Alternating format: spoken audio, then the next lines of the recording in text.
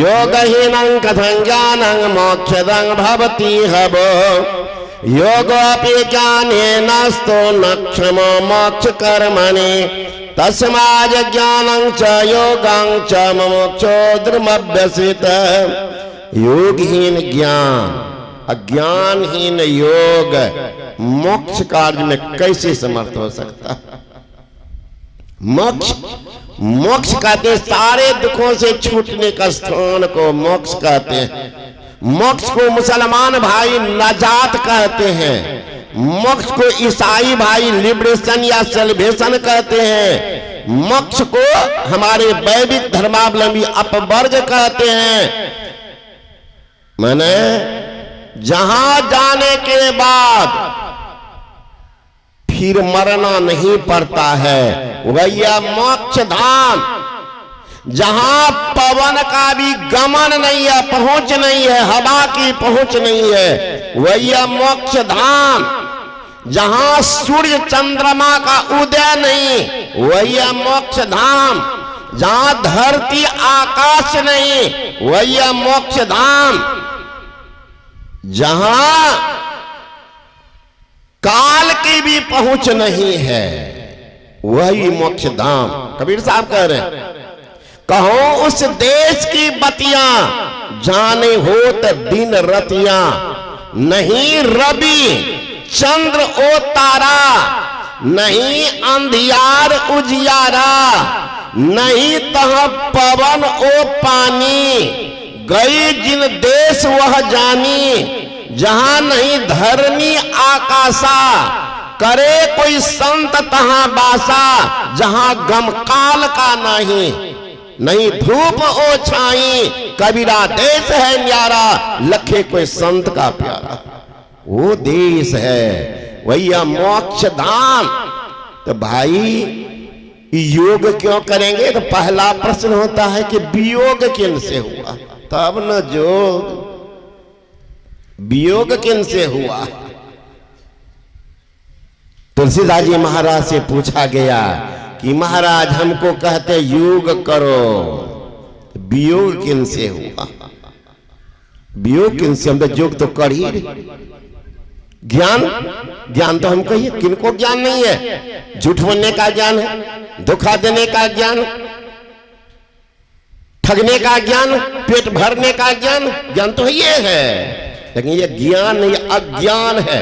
योग करते, परिवार से योग करते, समाज से योग करते, घर गृहस्थी से योग करते, कुटुंबी संबंध से योग करते, योग तो कर ही नहीं। लेकिन योग नहीं, योग कुयोग है। तुलसीदास जी महाराज कहते हैं जोग कुयोग ज्ञान अज्ञान अजन नहीं राम प्रेम पर धन। वह जोग कुयोग है, वह ज्ञान भी अज्ञान है जिसमें राम की प्रधानता नहीं, राम की प्रधानता नहीं। वो जोग नहीं है, कुयोग है। कु जगह लेके चला जाएगा, डुबा देगा, संसार के गर्क में लेके चला जाएगा। चालाकी तब नहीं चलेगी, कुयोग हो गया। ज्ञान नहीं है, अज्ञानता में डुबा देगा। तो दुख का कारण क्या है? अज्ञानता है ना। अज्ञानता के कारण लोग दुख को सहता है। अज्ञानता मतलब परमात्मा से विमुखता, वही है अज्ञानता। दुख छोड़ता नहीं है पीछे, दुख नहीं छोड़ता। अरे भूख लगती है, कोई सिखाया है क्या आप लोगों को? सिखा दिया है कि बोलिए हमको भूख लगा है?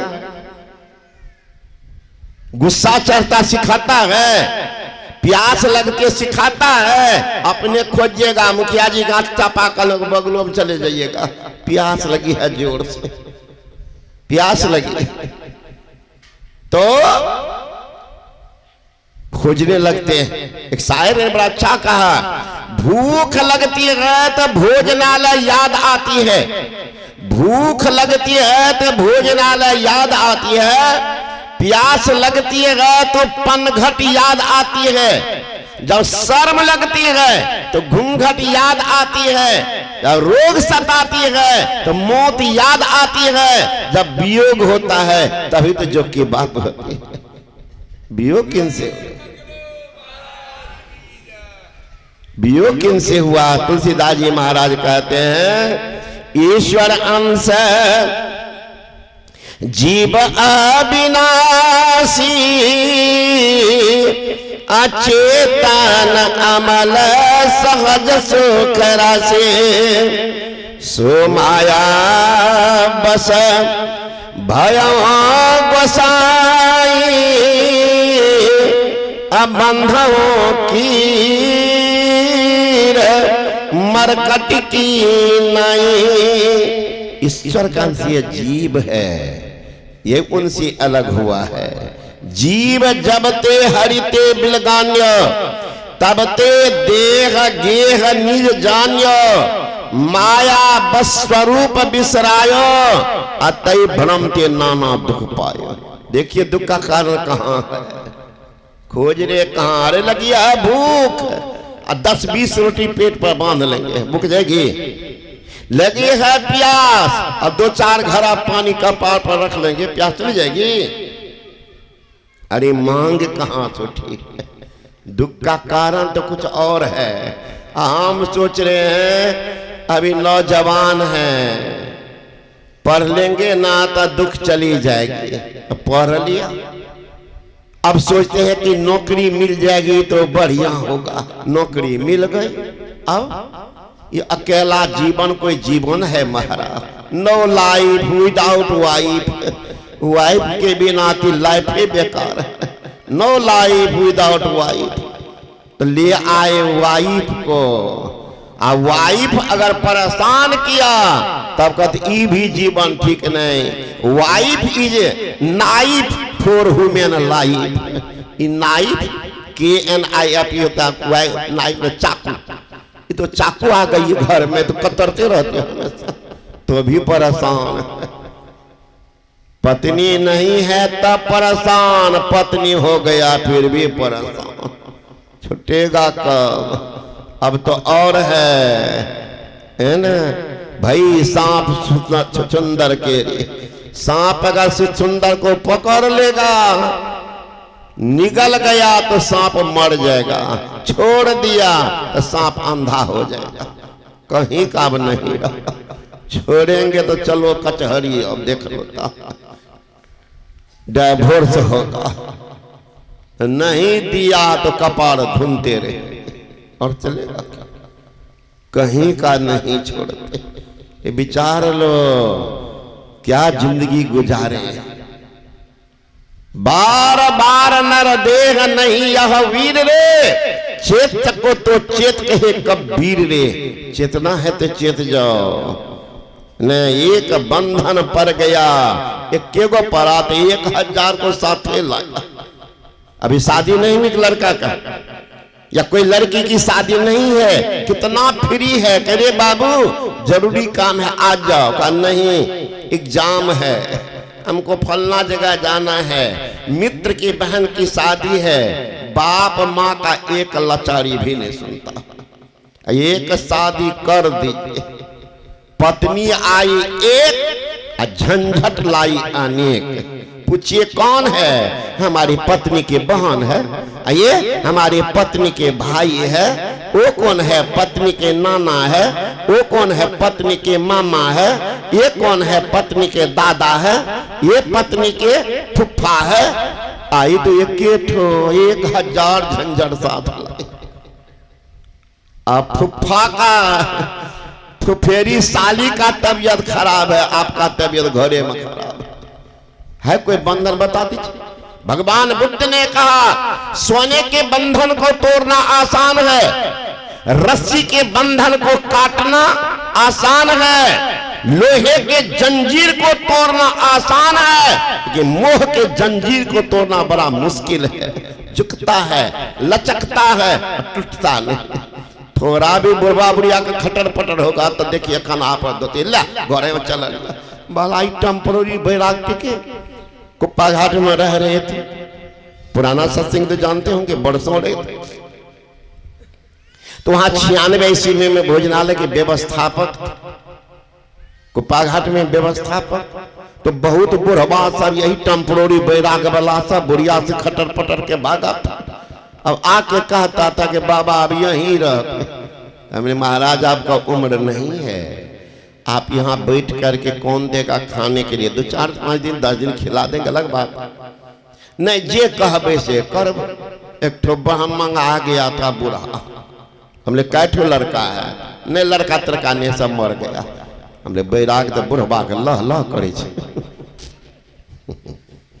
मैंने कहा कि बाबा यहाँ तो कोई काम करना पड़ेगा, तो करबे बाबा जे कहबे करब। तो कुप्पा घाट में रखे हुए थे 2 भोजनालय, एक ये बगल में बैठे ना बाबा, इन्हीं के गांव के भाई तय लगे ने रघुनाथ नाम, हम ही रखे थे, पहला शुरुआत किए थे, है ना, जो कुछ दे करके रखना। तो लोग करता था फ्री वाला, तो भाग। एक और रखे थे 2 आदमी, उनको कह दिए कि रघुनाथ भोजन बना लीजिएगा, बर्तन छोड़ दीजिएगा। तो चुप हो गए। काहे बाबा कोई गलती भले? मतलब कोई गलती नहीं है, बुढ़वा का बैराग को ठंडा करना, बर्तन कहिएगा मांजने के लिए। बुढ़ा को कहा कि बाबा बर्तन मल दीजिएगा। कहाँ बाबा? अब वहां पीतल का बड़का बड़का टोकना सब पितले का है, अब 200 आदमी का भोजन रोज बनता था। उस समय हम लोग 80 को लगभग 90 को तो सन्यासी था कुप्पा घाट, है ना। तो 1 दिन 2 दिन तो बुढ़वा दम मार करके साफ किया बर्तन को, बर्तनों तो ढेरी के थे। तीसरे दिन आके बुढ़ा कहता क्या सामने कि बाबा बेटा कहते कोरती याद ना आवे मर गए कि पोता की याद आ जाइए बाबा, बड़ा उछलित रह दे। तो एक दिन देख लिए, मैंने कहा अभी तो बोले कि मर जाएगा तो मर जाएगा, हम नहीं जाएंगे। बताइए दूसरे का ड्यूटी छीन करके आपको दे दिए, आप कहते हम चले जाएंगे, तो ड्यूटी कौन करेगा? बुढ़वा देखा तो किसी ढंग से बाबा जी मानने वाला नहीं। एक दिन रात पे चला गया और छत पर से कूद करके भाग गया। बैरागे खत्म, टेम्पोररी बैराग है टिके। एक बुढ़वा ऐसे खटर पटर किया पत्नी से, अब पत्नी से झगड़ा होगा बेसी होता बुढ़वे को, है ना। बस भाग करके चला गया, अगहन का महीना, चला गया धान काटने। बुढ़िया कहती है बेटा पोता को, रे बाबू दादा रूठ करके चले गए हैं, जा करके भोजन पहुंचा दो, समझा ना, पहुंचा दो। आजकल का लड़का कौन सुनता, नहीं गया। अब बुढ़िया को तो मोह था पति मोह, तो बुढ़िया क्या करेगी, भोजन लेकर के चली गई वहां पहुंचाने के। अब बुढ़वा जो धान काट रहा था तो देख लिया कि बुढ़िया आ रही, कचिया लिए के भाग गया ठकुरबाड़ी। बाबाजी देखा ठकुरबाड़ी का, बाबाजी की तो परेशान, कही जी धान काटने का समय है, जाइए अभी। नहीं बाबा कौन किसका, जोरू कौन, खसम है किसके, कौन किसके नाते आया। जब दिया नगारा साफ अलग हो जाते हैं, अंत में तो छोड़ना पड़ेगा। तुलसीदास जी महाराज कहते हैं अंत हो तो ही तजेंगे पामर, तू न तजे अभिते, मन पछते ही अवसर बीते। बाबाजी देखा कि बुढ़बा का बैराग एकदम लह लह कर रहा, ये तो दम नहीं मारेगा, अब तो ठंडा होगा दूसरे तरीका से। बाबाजी दिया इसको माला, कई माला को सुबह में उठना पड़ेगा स्नान करने के लिए। बाबाजी 3-4 बजे स्नान करते हैं, देखा है ना। कहाँ हमारे के बड़े भाई हमसे बड़ा है, इनसे बड़ा मेल है उनको।